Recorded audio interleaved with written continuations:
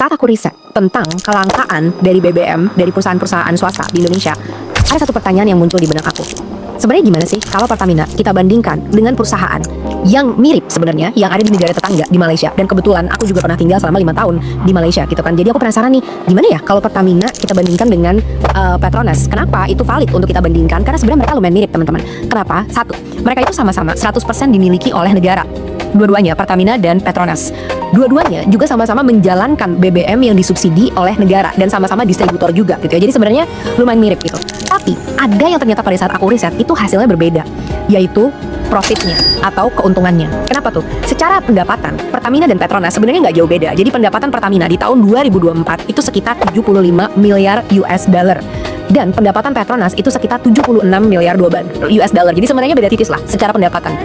Tapi secara keuntungan itu lumayan jauh, teman-teman. Pertamina keuntungannya itu sekitar 3 miliar US dollar di tahun 2024, dan Petronas itu keuntungannya 4 kali lipat lebih besar, yaitu sekitar 12,4 miliar US dollar. Kok bisa ini terjadi? Padahal kalau kita tahu, teman-teman, populasi di Indonesia itu jauh lebih besar. Kita ada sekitar 283 juta masyarakat yang kalau beli produk itu selalu cash, selalu kontan, gak pernah ngutang gitu kan. Dibandingin dengan Malaysia yang populasinya itu lebih kecil. Mereka tuh cuma sekitar 34 juta populasinya. Tapi kok bisa perusahaan milik negara sama-sama perusahaan bahan bakar minyak gitu ya, Petronas untung 4 kali lebih besar dibandingin dengan Pertamina. Nah, dari hasil risetku, aku menemukan ada sekitar 5 poin kenapa Petronas itu sebenarnya untungnya bisa 4 kali lipat lebih besar dibandingin Pertamina. Yang pertama, sumber minyaknya gitu. Jadi mereka itu, ini data, aku nggak berhasil menemukan data ya, berapa persen mereka sebenarnya impor dan berapa persen mereka sebenarnya sumbernya itu dari kegiatan mereka sendiri gitu. Tapi yang bisa aku temukan adalah Petronas itu mereka bisa mendapatkan sumber minyak di sekitar 20 negara. Jadi dia investasinya banyak untuk gas minyak di negara-negara lain di sekitar 20 negara.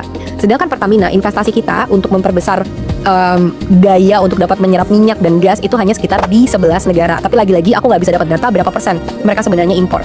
Tapi kalau menurut Erick Thohir berkata bahwa kita nggak bisa menyamakan Petronas dengan Pertamina karena Pertamina itu masih banyak banget impornya gitu, beda sama Petronas. Cuma nggak ada datanya tuh di situ seberapa beda sih sebenarnya. Cuma kita bisa ambil kesimpulan lah. Kalau dari Erick Thohir kan dia memang orang yang memang benar-benar punya data, tahu lapangan. Jadi mungkin apa yang dia bilang menurutku bisa lah kita jadi acuan gitu, bahwa mungkin memang impor dari Pertamina itu jauh lebih besar dibandingin dengan Petronas. Alasan kedua, kenapa Petronas lebih untung? Karena fungsinya, teman-teman. Jadi, Petronas itu bekerja seperti perusahaan swasta. Walaupun tujuannya sama-sama untuk memberikan keuntungan sebesar-besarnya yang akan diberikan kepada negara yang nantinya berkontribusi terhadap APBN yang akan digunakan untuk kelangsungan hidup rakyatnya. Tapi, Petronas benar-benar fungsinya itu benar-benar kayak swasta. Mereka bekerja seperti swasta, peraturannya, birokrasi di dalamnya, dan lain sebagainya. Sedangkan Pertamina itu beda karena mereka harus menjalankan banyak program-program dari pemerintah, banyak fungsi-fungsi kayak distribusi yang Pertamina harus lakukan. Dan seperti kita tahu, teman-teman, harga minyak itu sangat fluktuatif. Jadi harga minyak itu tergantung banget dengan kondisi global. Kalau misalkan kemarin tuh ya ada perang sampai sekarang masih antara Rusia dan Ukraina, itu harga minyak tiba-tiba tinggi banget gitu. Atau ada perang di Timur Tengah, itu harga minyak juga nanti bisa tinggi. Nah, dengan harga yang fluktuatif ini, akhirnya pemerintah atau melalui Pertamina gitu ya, saat kebanyakan mereka dari impor, itu jadi cost-nya mereka untuk bisa menyediakan bahan bakar itu tinggi banget. Sebenarnya mereka sama-sama menjalankan fungsi subsidi gitu, teman-teman kan, karena mereka sama-sama harus memberikan akses terhadap bahan bakar gitu di negaranya. Tapi banyak banget kasus-kasus dugaan korupsi yang terjadi di Pertamina gitu. Jadi aku dapat data dari websitenya BPK gitu ya.